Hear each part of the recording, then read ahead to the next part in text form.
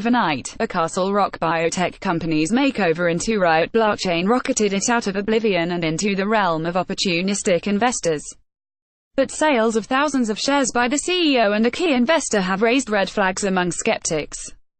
By ditching its bland name, Bioptics, for the hottest term du jour, Riot Blockchain dazzled the stock market at its October debut and became Colorado's top-performing stock in 2017, rising more than 600% since the name change.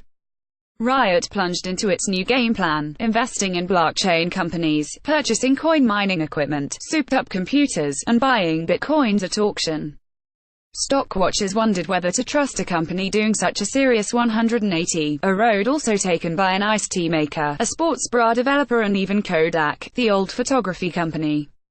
John O'Rourke shareholders who had stuck with a waning biotech firm were rewarded, many cashed in, including new CEO John O'Rourke. 10 days after Riot's stock hit a high of $46.80 on deck. 19. O'Rourke unloaded 30,383 shares for about $869,000. When insiders sell, take a hint that you should too, said many critics, including Motley Fool. O'Rourke said he had his reasons: taxes. Basically, I sold less than 10% of my overall position. And I was doing it for tax obligations. O'Rourke, previously a managing member of investment fund ATG Capital, said in an interview Thursday. He received more than 300,000 shares of Riot stock when he became CEO, but they only vest and become his gradually over 24 months. He had to pay taxes as they vested. I could have sold more stock, but at the time, I sold what I needed, said O'Rourke, who lives in Fort Lauderdale, Florida, with his wife and 3-week-old baby. I'm a big believer in the company and in what we're working on. We're the best situated in the space. We're well capitalized. Riot is among a growing number of firms adding blockchain or other cryptocurrency label to their corporate focus. It's reminiscent of the .com era when adding .com to a corporate name up to company's profile and stock price. Some Riot investors are praising the new direction, while others are fleeing in fear that Riot could end up with the same fate of at least one cohort. CryptoCo, the former sports bra maker that pivoted so fast, its trading was suspended by government regulators in December. There are other things that have skeptics suspicious. The company dismissed its auditor in January. It postponed its annual meeting for a second time about a week ago, and a recent Wall Street Journal article on Riot said government regulators are looking more closely at companies that shift their business models to capitalize on the perceived promise of the blockchain business. In this day and age, there are a lot of skeptics and naysayers. People are looking to short and distort, O'Rourke said. But ultimately, there is an explanation for everything. Hopefully that's the story here. Michael O'Rourke, chief market strategist with Jones Trading, and no relation to Riot's CEO, calls the rise of such blockchain pivots mania. In a recent report titled, "The Bubbles Have Bubbles," he mentioned Riot and others but focused on microlender Longfin, which acquired blockchain microlender Zedu.com. Its stock zoomed to $142.82 from $26. Click to enlarge. The changes have done wonders for the company's share prices. The blind greed in the market is throwing capital at anything and everything associated with blockchain and cryptocurrencies, creating exit strategies for crafty operators, he said. Investors need to look closely at a company's financial reports, warned Chris Hewen, an associate professor of finance at the University of Denver's Daniels College of Business. While I don't intimately know the business model of Riot, which may be sound, I'm certainly skeptical because this company has every red flag that I can think of off the top of my head, with auditor changes, the warrants, the insider selling, the name change and the switch from biotech to cryptocurrency, Hewen said. It gets even more interesting because there's almost no revenue on their financial statements. Before the name change, Bioptics posted quarterly revenues of $24,175, thanks to licensing fees from its years as a biotech firm. At the same time, it lost $5.3 million. A year earlier, revenue was the same but it lost less, posting a net loss of $1.7 million. Similar results show up for the first 9 months of 2017, with Bioptics posting a loss of $11 million on sales of $72,524. Riot's past is steeped in financial woes. Under different names, management and business models, it has never been profitable. There were multiple reverse stock splits to keep share prices above the $1 minimum. What a year to jump into blockchain. While Bitcoin, the most well-known cryptocurrency, has been around since 2008, the value of the virtual coin rose from less than a penny in 2010 to a peak of more than $19,000 for one Bitcoin in December. Riot invests in other Bitcoin and blockchain companies, giving investors a way to get into the volatile market and skipping the tedious process of mining for digital currency. And according to the company's stream of news releases, it's already paying off. Its 10% stake in Go Numerical's CoinSquare, a Toronto digital currency exchange, is now worth 10 times more, or about $34 million US based on CoinSquare's $341.2 million valuation, according to the company. On Thursday, Riot upped its stake to 12.5%. O'Rourke said he plans to lean on Riot's expertise to build a US-based exchange that will make it easier for people to buy, sell, and trade digital currencies, like Bitcoin. There are only a handful of digital currency exchanges open to US residents right now, and we don't feel that some operate with best practices, he said. We plan to operate in a more transparent manner with our customers.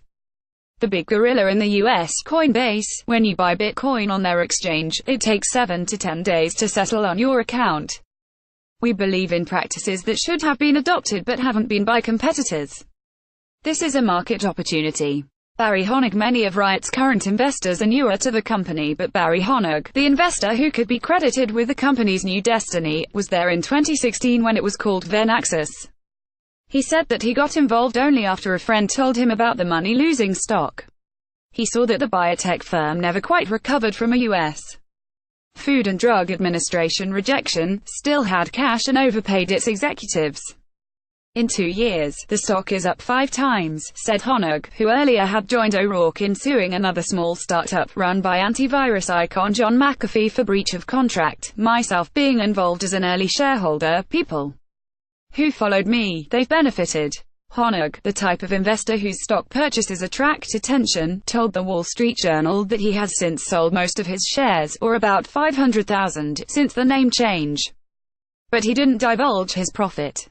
He won't say what his ownership is today other than it's more than 1%. When Riot raised $37 million more from investors in December, Honig bought 22,000 shares. I still own every one of those at $22.50, he said. That should tell you what I think about Riot. But those who didn't benefit, former shareholders, laid-off employees and others who had once believed in Aspen Biopharma, Venaxis or Bioptics, Riot's past identities. One former board member, former Colorado Lieutenant Governor Gail Shertler, resigned in protest from the board early last year. She told the Journal that Honig trolls for small companies with cash and cheap shares, and Venaxis was forced to pivot even as it pursued a promising medical development. Shertler declined to comment to the Denver Post. The SEC also declined to comment about Riot but pointed to an investor alert from August. Fraudsters often try to use the lure of new and emerging technologies to convince potential victims to invest their money in scams. These frauds include pump and dump, and market manipulation schemes involving publicly traded companies that claim to provide exposure to these new technologies. Bitcoin is the face of this new digital world. But Bitcoin's more like an app for the bigger disruptor, blockchain. The hype is in the software and distributed computer network's potential to change multiple industries. It's not limited to Bitcoins and buying stuff. Blockchain could change the way we bank, vote, trade stocks, store health records and anything that today requires trusting a third party, like a bank. And in an era in which malicious hackers are on the prowl and our online activities can be tracked by the government, advertisers or companies like Facebook and Google, blockchain's appeal is to keep a person's digital life secure and anonymous, and that's just one of its attractions. While phishing and other malicious attacks will still target the weakest point, humans, blockchain is not a central data repository. There is no single owner, like Google and its cloud, so a successful hacker doesn't have access to data from a large number of people all at once. Public acceptance will take time, just as it did for people to trust a website with a credit card number, something some folks still don't do. But there's no doubt that adding cryptocurrencies or blockchain to a business has raised corporate profiles. There are similarities with what's happening with Bitcoin and the dot-com era, said David Gold, a managing director of Westminster-based Access Venture Partners, which invests in tech companies, including Shapeshift.io, a digital asset exchange. There were a lot of companies that put .com in their name because it made it easier to raise money. There's no question that is what's happening with blockchain. Like the dot-com era, there will be scammers with blockchain, but the potential of the technology disruption here is also just as real. The company's origins date to August 2000, when Aspen Bio Inc. was founded as a biopharmaceutical company. By 2009, the Castle Rock Company, which employed 24 people at the time, was pursuing commercialization of a blood test called AppyScore to help diagnose human appendicitis. 3 years later, it changed its name to Venaxis and renamed its test APPY1. In 2015, the FDA didn't approve Venax test and called it not substantially equivalent. Investors sued, saying the company misled them. The case was later dismissed. Then CEO Steve Lundy called the FDA decision very disappointing, and said the company would explore other options, including a next-generation product. But whatever new options were considered, business did not improve. Venaxis, which employed 35 people in early 2016, went on to buy but then terminate a deal to acquire Strand Life Sciences, an India-based cancer genomics company. In Sept. 2016, Venaxis snapped up Bioptics Diagnostics, a Boulder firm previously known as Alpha Sniffer that developed medical instruments to help with drug discovery. Venaxis changed its name to Bioptics in November 2016. Honig, the company's largest shareholder in Sept. 2016, was fuming at the purchase and criticized the board for burning through cash. He told the board that if they didn't do something, he would force change. The FDA rejection was bad luck, but continued pursuit would have cost too much, he said. He nominated new directors, which included O'Rourke, and got the company to return some cash to shareholders. Bioptics exited the biotech business completely in January, laid off a significant portion of its workforce and accepted the resignations of 3 board members, including Schertler, who had served since 2001. Michael Beatley, president of financial advisory firm Applied Economics, took over as interim CEO and handed the job off to board director O'Rourke in November. At the end of the day, the CEO of the company changed the name and direction, Honig said. Not me.